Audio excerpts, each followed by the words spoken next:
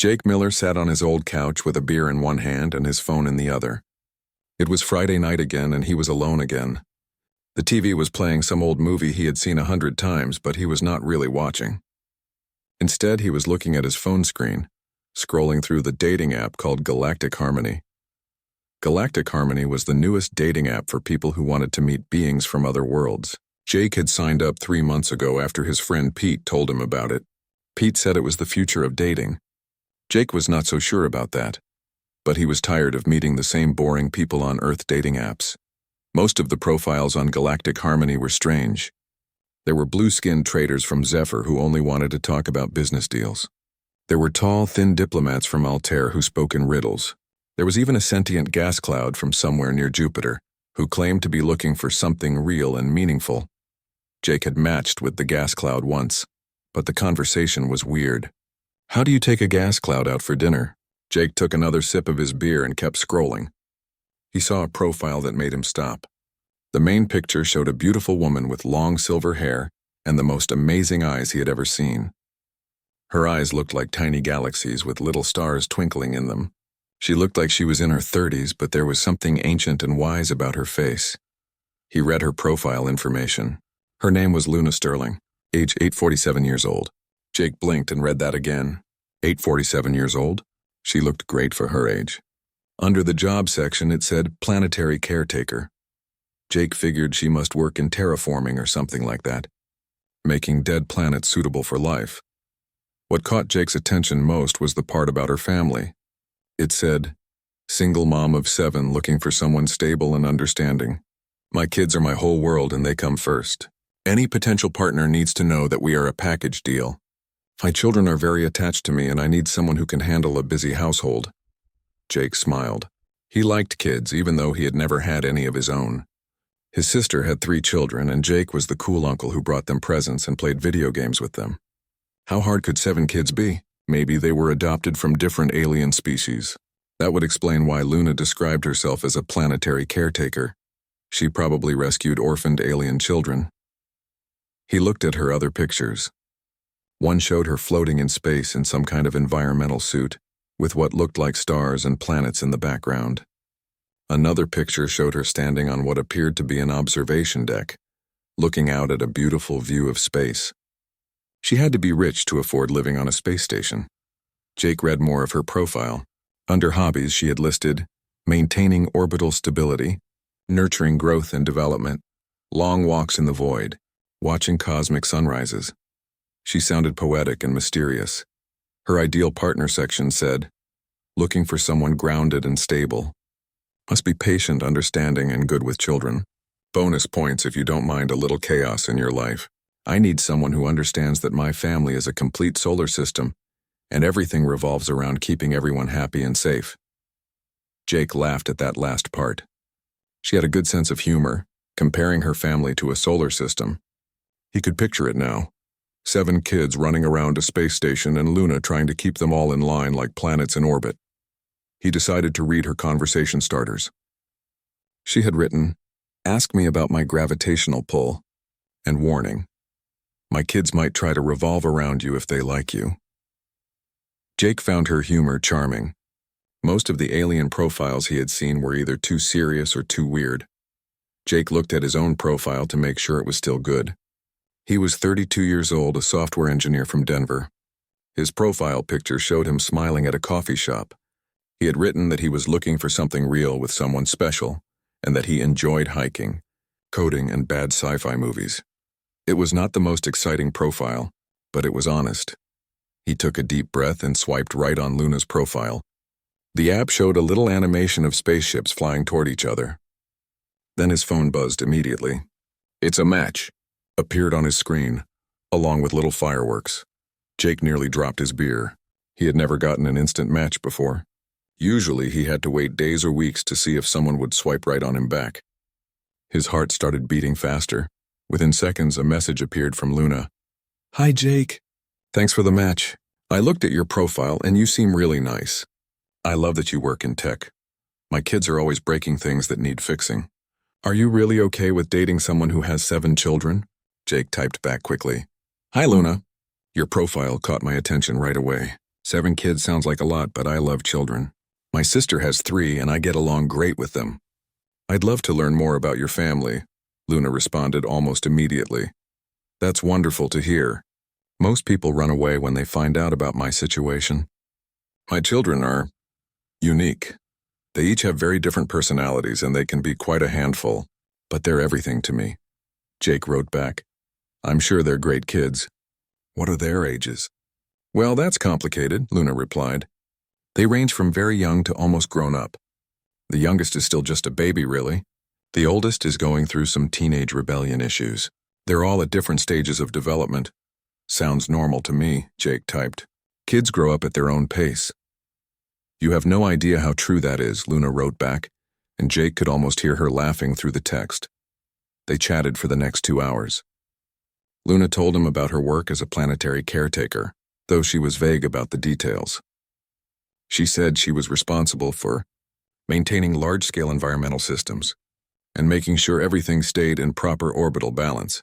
Jake figured she worked on some kind of massive terraforming project. Luna asked about his job, and Jake explained that he wrote software for a company that made navigation systems for spacecraft.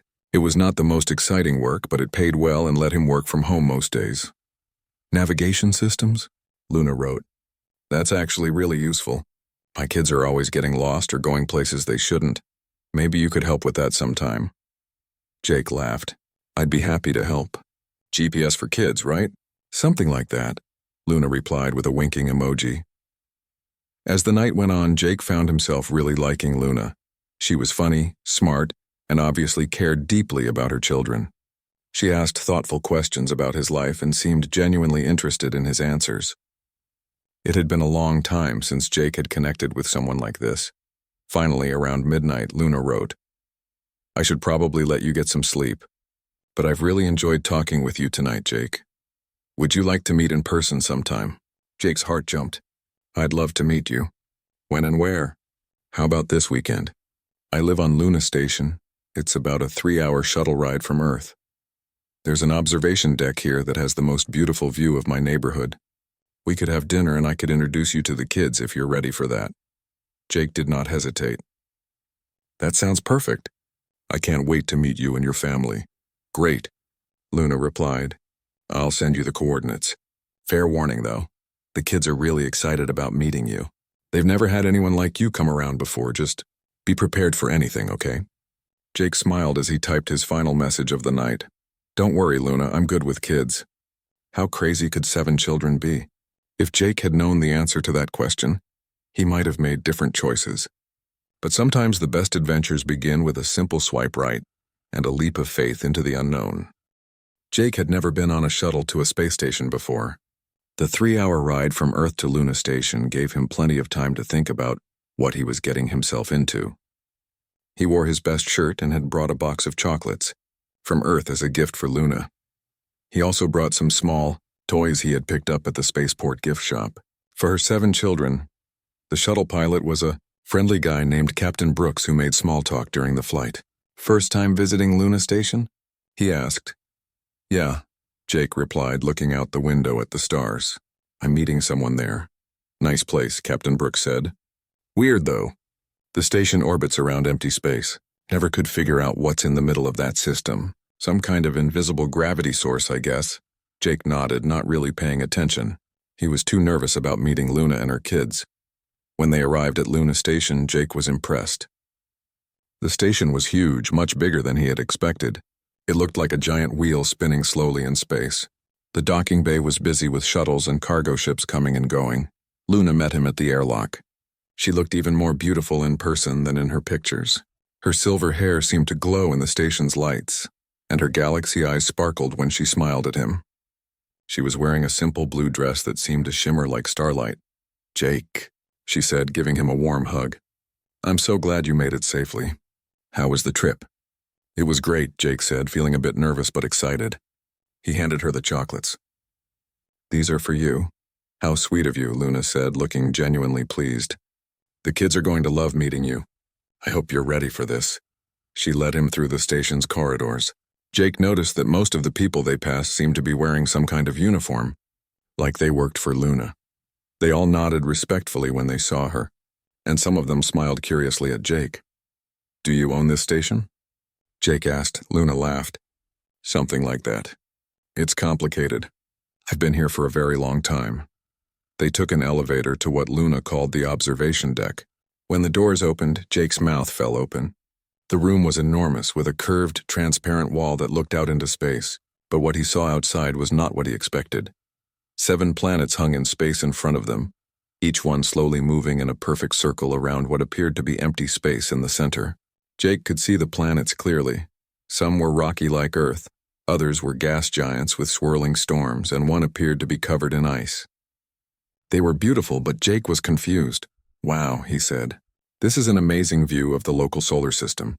But where's the star? What are those planets orbiting around?" Luna smiled and walked over to a control panel covered in buttons and screens. "Jake," she said gently, "I need to tell you something important about my family before you meet them." Suddenly, the planets outside began to move. Jake watched in amazement as they shifted their positions, almost like they were rearranging themselves to get a better look at him. "Kids," Luna called out, pressing a button on the control panel. "Say hello to Jake." Jake nearly fell over when voices started coming from speakers around the room. But these were not normal voices. They sounded like radio transmissions from deep space. A high, excited voice crackled through the speakers. "Mom, is that him? Is that the human?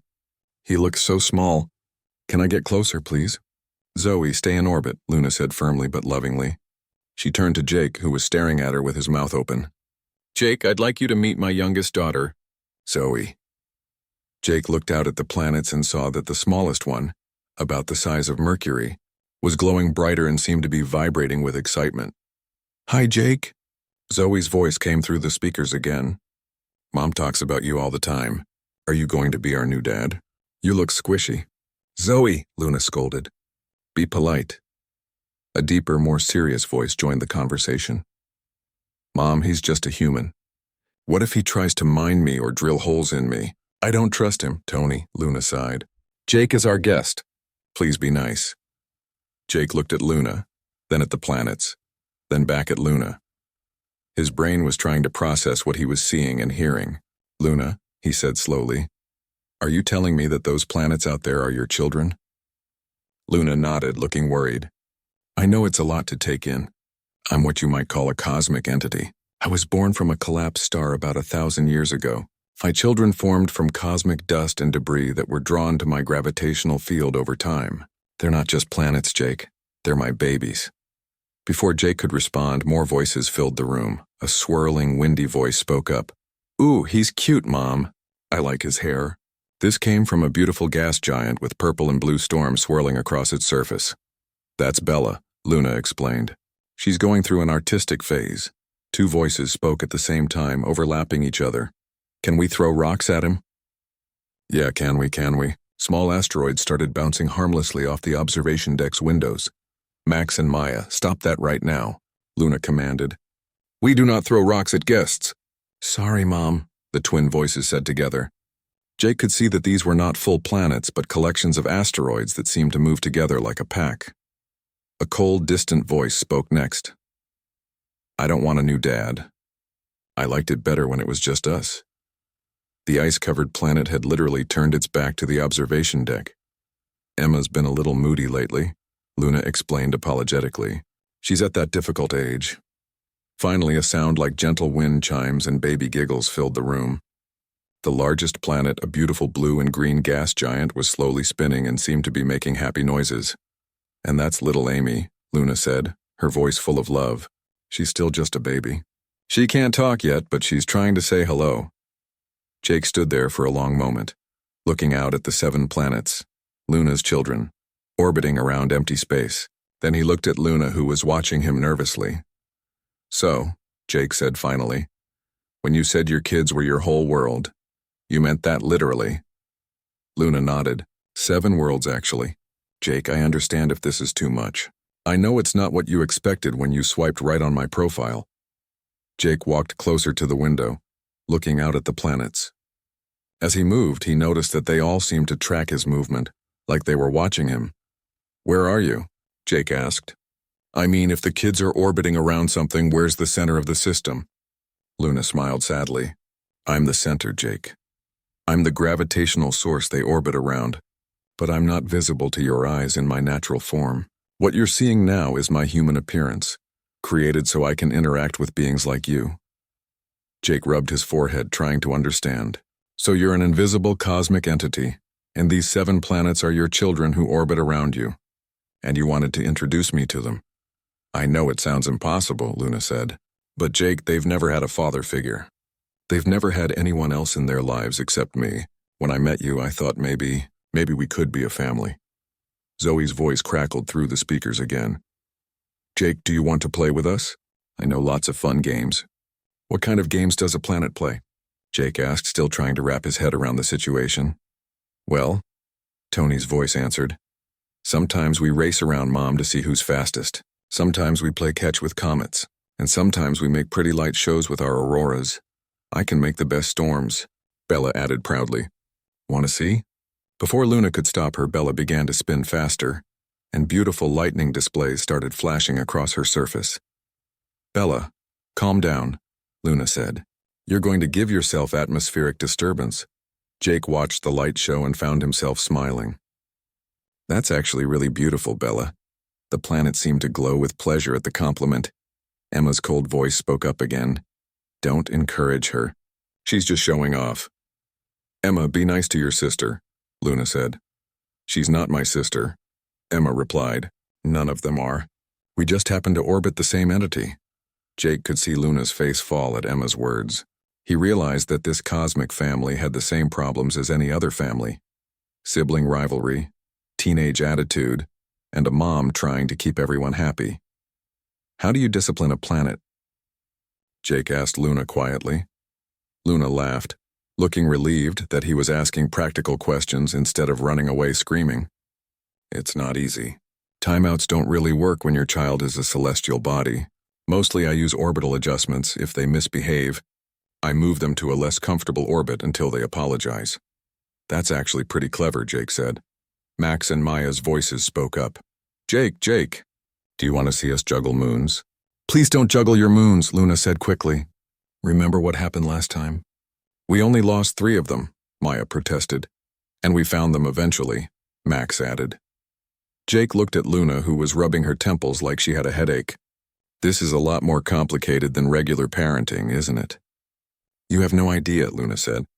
Jake, I completely understand if you want to leave. This isn't what you signed up for when you matched with me on the dating app. Jake looked out at the 7 planets, Zoe practically bouncing with excitement, Tony maintaining a respectful distance, Bella still putting on light shows, the twins whispering to each other, Emma sulking in the corner of the system, and baby Amy making happy gurgling sounds through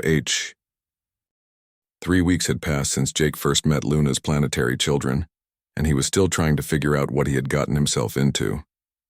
He had moved temporarily to Luna Station to spend more time with the family and learn what it meant to date a cosmic entity. Every morning, Jake would wake up in the guest quarters Luna had given him and look out the window at 7 planets slowly orbiting around empty space. It still felt like a dream, but the constant radio chatter from the children reminded him it was very real. Good morning, Jake. Zoe's cheerful voice would crackle through the communication system as soon as he woke up. Did you sleep well? I've been waiting for you to wake up for 3 whole hours. Zoe, let the man have his coffee first.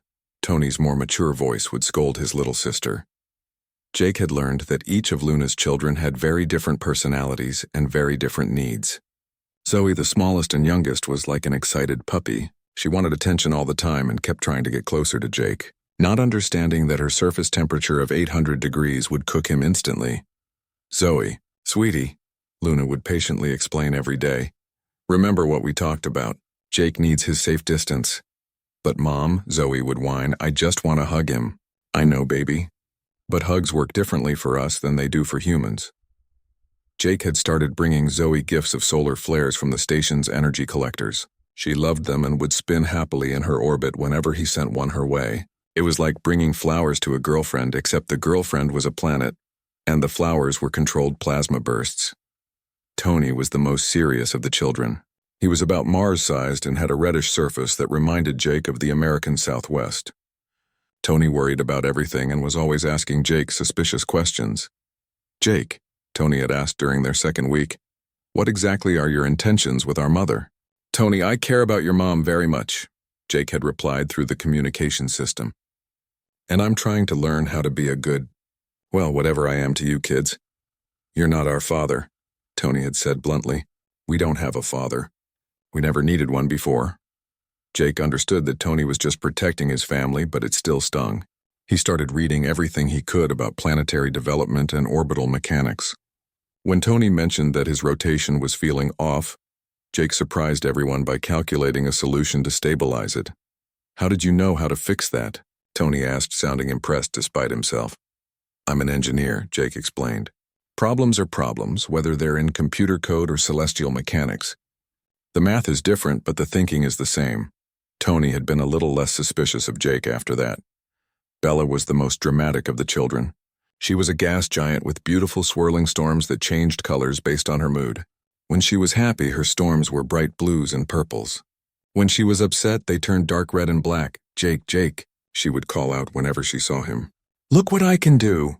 Then she would create elaborate atmospheric displays. Lightning shows that spelled out words, storm patterns that looked like flowers, or aurora effects that painted pictures across her surface. "That's amazing, Bella," Jake would always tell her, and she would practically glow with pride. But Bella's dramatics sometimes got out of hand. When she got too excited, her storms would grow so strong they would interfere with the station's communications. When she got upset, she would create hurricanes that lasted for days. Jake learned that the best way to handle Bella was to give her projects. He started asking her to create specific weather patterns or to paint pictures with her clouds. It kept her focused and made her feel important. The twins, Max and Maya, were the troublemakers. They were not full planets but collections of asteroids that moved together like swarms. They loved playing pranks and testing boundaries. "Jake," they would whisper through the communications, "want to see something cool?" Then they would launch ice comets at each other, or rearrange themselves into funny shapes, or accidentally drop small asteroids near the station's windows just to see Jake jump. Luna was constantly scolding them. "Max, Maya, stop throwing rocks at your brother." "We're not throwing them at Tony," Max would protest. "We're throwing them near Tony." "It's completely different," Maya would add innocently. Jake figured out that the twins were bored. They were too young to have complex interests like their older siblings, but too old to be satisfied with simple games like Baby Amy. He started teaching them basic orbital mechanics by turning their movements into educational games. "Okay," Jake would say, "I need you two to calculate the trajectory to deliver this supply pod to Tony without hitting anyone else." The twins loved the challenge, and their aim improved dramatically once they started thinking of it as a math problem, instead of just throwing things around. Emma was the hardest to connect with. She was an ice world about the size of Earth, and she was going through what Luna called a difficult phase. Emma barely spoke to anyone, and when she did, it was usually to complain or make sarcastic comments. "Emma, say hello to Jake," Luna would prompt. "Hello, Jake," Emma would reply in a flat, cold voice that matched her frozen surface. Emma seemed to resent Jake's presence more than the others. She would often position herself on the far side of her orbit, as far from Jake as possible. When he tried to talk to her directly, she would respond by lowering her surface temperature even more, creating ice storms that looked like angry scowls. Jake realized that Emma was probably scared of change. She had been Luna's first child, and for a long time, it had been just the two of them before the other siblings came along. Now there was a strange human trying to join their family, and Emma did not like it. Jake tried different approaches with Emma. He brought her books about Earth's geology, thinking she might be interested in comparing planetary development. He tried asking her about her own geological features. Nothing seemed to work. The breakthrough came by accident. Jake was working on his laptop in the observation deck when Emma's ice storms created a beautiful aurora effect. Without thinking, Jake said, "Emma, that's the most beautiful aurora I've ever seen. The way the light reflects off your ice crystals is incredible." For just a moment, Emma's surface temperature rose by 0.3 degrees, barely noticeable, but it was the first time Jake had seen her show any positive reaction to anything he said. Baby Amy was the easiest to get along with. mainly because she was too young to have complicated feelings about Jake's presence. She was the largest of the children, a gas giant bigger than Jupiter, but she acted like any baby. She made gurgling sounds through her atmospheric currents. She liked to play peekaboo by hiding behind her moons, and she would get fussy if she did not get enough attention. Amy's teething, Luna explained one day when the baby planet was creating unusually strong magnetic pulses. Planet's teeth? Jake asked. Sort of. She's developing her first stable storm systems. It's like teething for gas giants. She'll be cranky for a few weeks. Jake started singing to Amy when she got fussy. He had read that babies liked music, and it turned out planetary babies were no different. Amy would calm down when Jake sang old songs from Earth, her storms settling into gentle, rhythmic patterns. The hardest part for Jake was not the children's individual personalities, but learning how to be helpful to Luna. She had been managing 7 planets by herself for centuries. She monitored their orbits, helped them through developmental stages, mediated their arguments, and somehow kept them all happy and healthy. Jake watched her work and realized just how incredible she was. Luna could track 7 different orbital paths in her head while having a conversation. She could detect tiny changes in her children's atmospheric compositions that indicated mood changes. She could adjust gravitational fields with the precision of a surgeon while making it look effortless. "How do you do it?" Jake asked her one evening as they floated together in the observation deck, watching the children slow dance around them. "Do what?" Luna asked. "All of this, managing 7 planets, keeping them all in stable orbits, making sure they're healthy and happy. It's incredible." Luna smiled sadly. "It's also exhausting. I love my children more than anything in the universe, but sometimes I wonder what it would be like to have help. To have someone who understood the responsibility." "I want to help," Jake said. "I just don't know how. I'm not a cosmic entity. I can't control gravity or speak to planets through telepathic radio waves." "You're already helping more than you know," Luna said. "Zoe adores you. Tony respects you. Bella performs for you. The twins actually listen when you give them instructions. Even Emma is warming up to you, literally. And Amy loves your singing." "But I feel so useless sometimes," Jake admitted. "You can move planets with your mind. I can barely move a shuttle without GPS." Luna turned to face him, her galaxy eyes twinkling. "Jake, do you know what I love most about you?" "My charming personality?" Jake joked. "Your humanity," Luna said seriously. "You approach every problem like it can be solved. When Tony's orbit was unstable, you didn't panic. You researched and calculated until you found an answer. When Bella gets dramatic, you give her constructive outlets. When the twins cause trouble, you turn it into a learning opportunity. When Emma is cold to you, you just keep trying to connect with her." Jake was starting to feel like he belonged at Luna Station. He had been there for 6 weeks now, and the routine was becoming natural. Wake up to Zoe's cheerful greetings, help Tony with his orbital calculations, admire Bella's daily storm shows, supervise the twins' games, slowly earn more trust from Emma, and sing lullabies to baby Amy when she got fussy. Luna seemed happier than she had been in a long time. She laughed more, worried less, and had even started taking small breaks from monitoring the children constantly. For the first time in centuries, she had someone to share the responsibility with. Jake was in the observation deck, working on his laptop while keeping an eye on the children. When every alarm on the station started screaming at once, the lights dimmed and brightened repeatedly. The floor shook.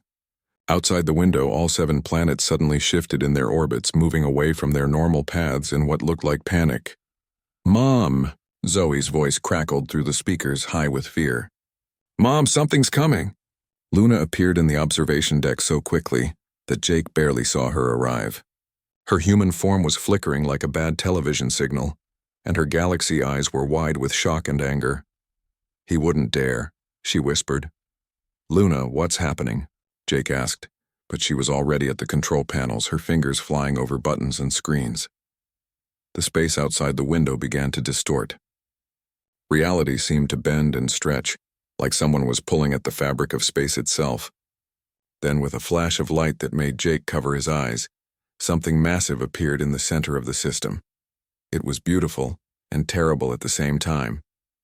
A swirling mass of pure energy, bigger than any of Luna's children, pulsing with colors that Jake had no names for. Waves of force radiated from it, making the station shake and causing all 7 planets to wobble in their orbits.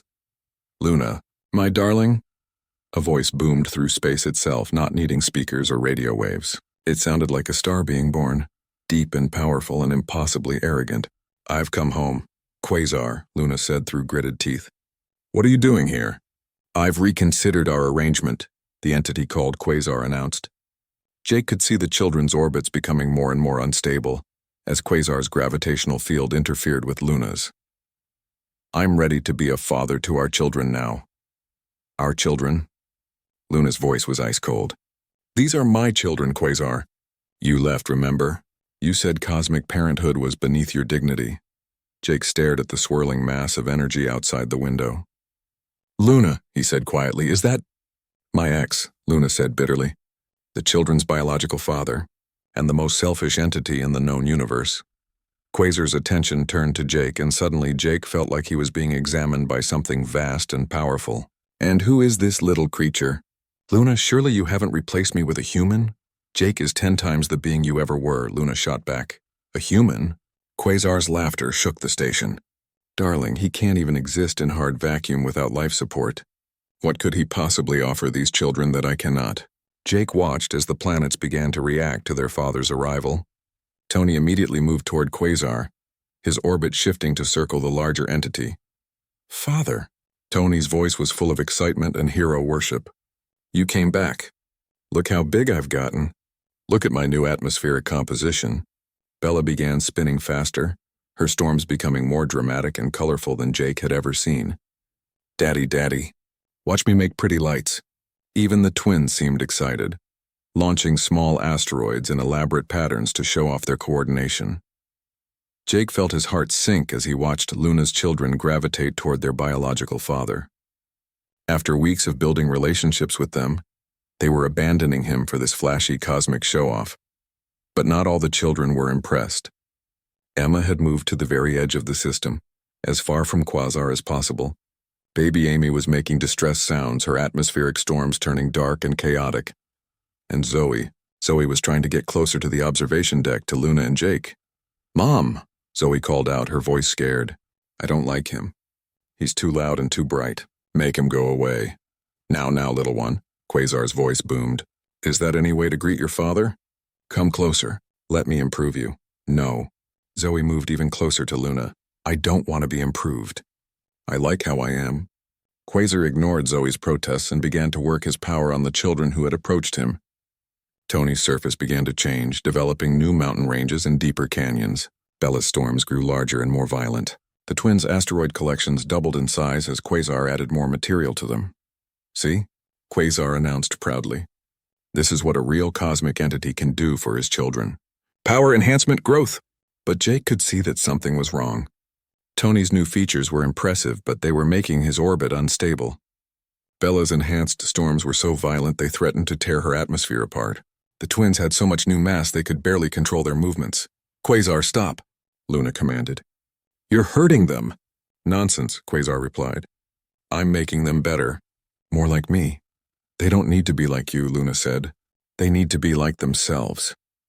Jake watched Luna struggle to maintain control of the system. She was trying to keep 7 planets in stable orbits while Quasar's gravitational field pulled them in different directions. She was correcting the damage he was doing to their surface features and atmospheric conditions, while he kept improving them. She was doing the work of 3 cosmic entities while Quasar took credit for helping. Luna, Jake said quietly. What can I do? Nothing, Luna said. And for the first time since Jake had known her, she sounded defeated. Look at them, Jake. Look how excited they are to have their father back. Maybe I was wrong to think we could be a family. Jake looked out at the chaos in space. Tony was struggling to maintain his new orbit while showing off for Quasar. Bella was creating storms so violent that Jake was worried she might actually hurt herself. The twins were crashing into each other because they could not handle their increased mass. But Emma was still keeping her distance. Baby Amy was still crying, and Zoe was still trying to get closer to Luna and Jake. This is wrong, Jake said. Jake, he's their father, Luna said sadly. He's a cosmic entity like me. He can give them things you never could. Like what? Jake asked. Unstable orbits? Dangerous atmospheric conditions? Fear? Luna looked at him. Jake, no, Luna, look at them. Really look at them. Tony is about to fly apart because his new orbit can't handle his modified mass. Bella is going to lose her atmosphere if those storms get any stronger.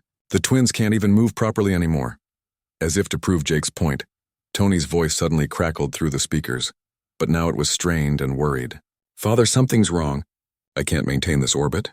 I think I'm going to crash into Bella. Nonsense, Quasar boomed. You just need to try harder. But Father, Tony pleaded. I am trying. The math doesn't work. Jake showed me how to calculate orbital stability, and these numbers are all wrong. Jake? Quasar's attention fixed on Jake again, and this time there was anger in his voice. You've been teaching my children? I've been helping them learn, Jake said, standing up straighter. Someone had to actually pay attention to their individual needs. How dare you? Quasar snarled. I am their father. I am a being of cosmic power. You are nothing but a primitive biological organism. You're right, Jake said. I can't control gravity. I can't manipulate matter with my thoughts. I can't exist in space without a suit. But you know what I can do? Enlighten me, Quasar said mockingly. I can listen, Jake said. When Tony had questions about orbital mechanics, I researched the answers. When Bella wanted to make art with her storms, I gave her projects that challenged her safely. When the twins were bored, I turned their games into learning experiences. When Emma was sad, I told her that her ice sculptures were beautiful. When Amy was scared, I sang to her until she felt better. How touching, Quasar said dismissively.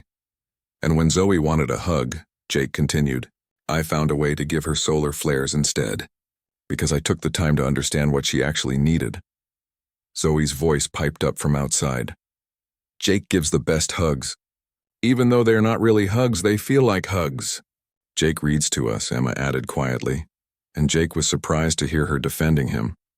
Jake teaches us fun games, the twins said together.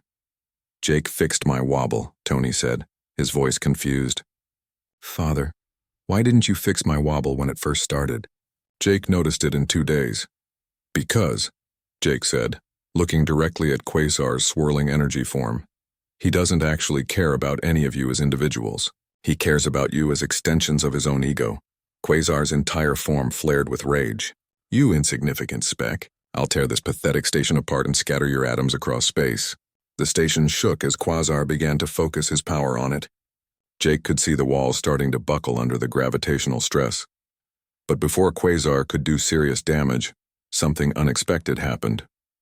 All 7 planets suddenly moved at once, positioning themselves between Quasar and the station. Don't you dare hurt Jake, Tony said, his voice stronger than Jake had ever heard it. If you hurt Jake, I'll make the biggest storm you've ever seen, Bella threatened, her atmospheric displays turning angry red. Leave our dad alone, the twins said in. 6 months had passed since Quasar's dramatic exit, and life at Luna Station had settled into a comfortable rhythm. Jake had officially moved his business operations to the station, working remotely for his Earth clients while helping Luna manage their planetary family. The children had grown and changed in ways that amazed Jake every day. Tony had started a poetry club with other young planets in nearby systems, sharing his work through long-range radio transmissions. Bella had learned to create controlled atmospheric art shows that were so beautiful. Other space travelers would detour just to watch them. The twins had discovered they could work together to solve complex mathematical problems, combining their asteroid calculations to help ships navigate safely through their system. Even Emma had warmed up considerably. She now created ice sculptures specifically for Jake, and had started telling him about her geological formations with something that might actually be called enthusiasm. Baby Amy was growing fast, developing her first stable storm systems and learning to control her magnetic field. Jake's lullabies had helped her through the difficult teething phase, and now she would gurgle happily whenever he sang. And Zoe had claimed Jake as her special human. She had learned to create small, safe solar flares that she called Jake Hugs, and she would bounce excitedly in her orbit whenever he paid attention to her. Jake was in the observation deck, helping Luna review orbital adjustment reports, when the station's long-range sensors detected something massive approaching the system. Not again, Luna groaned, checking the readings. If Quasar is coming back, I swear I'll collapse into a black hole just to spite him. But as the object came closer, they realized it was not Quasar. It was a ship. A huge ship. bigger than Luna Station itself, and it was heading straight for them. "Mom," Tony's voice came through the speakers, worried. "Are you seeing this? That ship is massive, and it's moving way too fast for a safe approach." "I see it, honey," Luna replied, her hands moving over the control panels. "Everyone stay in your current orbits. Do not move to intercept," but the ship did not slow down. If anything, it was accelerating, and Jake realized with growing horror that it was not trying to dock with the station. It was aimed directly at the space in the center of the system where Luna maintained her gravitational presence. "Luna," Jake said urgently, "I think they're trying to hit you." "That's impossible," Luna said, but her face was pale. No one would be crazy enough to. "Oh no, what?" Jake asked. "The ship's configuration." "Jake, I think that's a Nexus destroyer. They're built specifically to destabilize cosmic entities by disrupting their gravitational fields." The communication system crackled to life with panicked voices from all the children. "Mom, what's happening?" Zoe cried. "Luna, the ship is not responding to any communication attempts," Tony reported. "I'm reading massive energy buildups in their weapon systems." Bella's storms began to swirl frantically. "Mom, I'm scared." "What do they want?" Before Luna could answer, the ship opened fire. Not at the station or the planets, but at the empty space in the center of the system where Luna's true form existed. Beams of energy that Jake could not even name lanced through space, and suddenly Luna screamed. Her human form flickered and began to fade. The lights in the station dimmed. Outside, all 7 planets began to drift from their orbits as Luna's gravitational control weakened. "Luna," Jake grabbed her as she collapsed.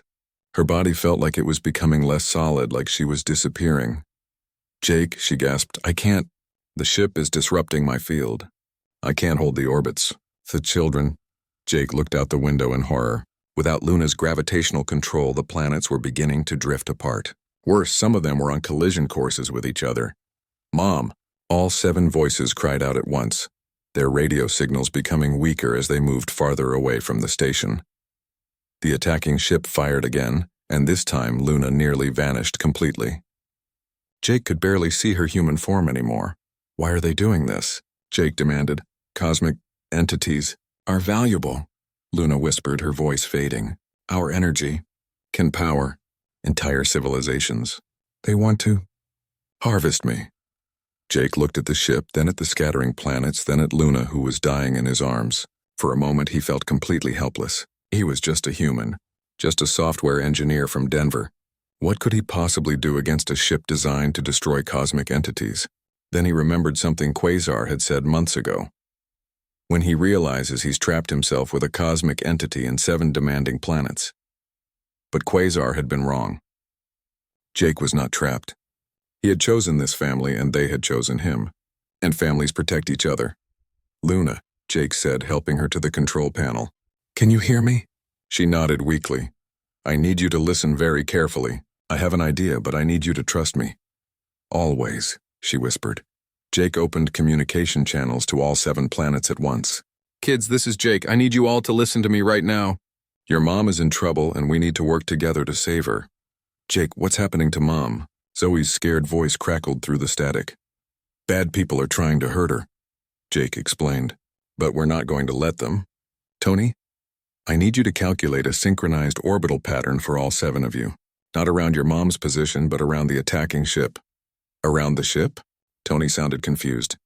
"But Jake, that would require us to work together in a way we've never—" Oh, I see what you're thinking."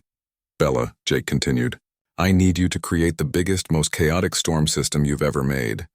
Make it look like you're out of control." "That's easy when I'm terrified," Bella replied. "Max and Maya, I need you to start launching everything you have at that ship. Every asteroid, every piece of debris. Make them think you're panicking and attacking randomly."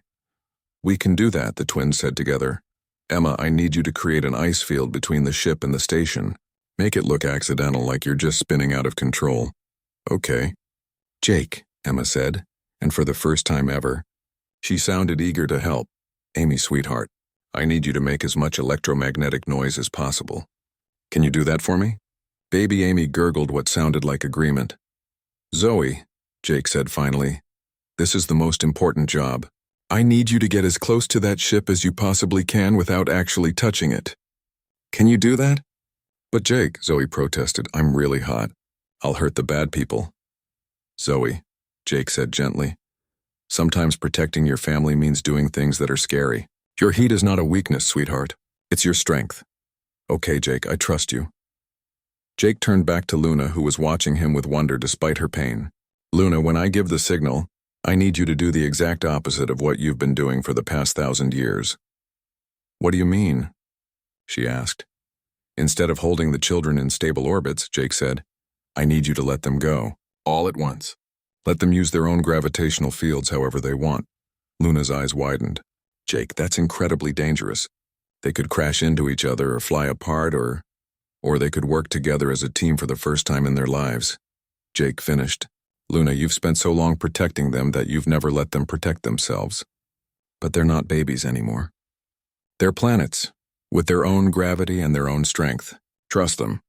Luna looked out at her children, who were already beginning to move into the positions Jake had described. You're asking me to let go of everything I've controlled for centuries. I'm asking you to trust our kids, Jake said. Luna smiled, and for a moment her human form became solid again. Our kids, she repeated. I like the sound of that. The attacking ship fired again, but this time Luna was ready. Instead of trying to maintain control, she released it. All at once, 7 planets began to move with their own gravitational authority. Tony led the formation, his calculations perfect as he guided his siblings into a complex orbital pattern around the Nexus destroyer.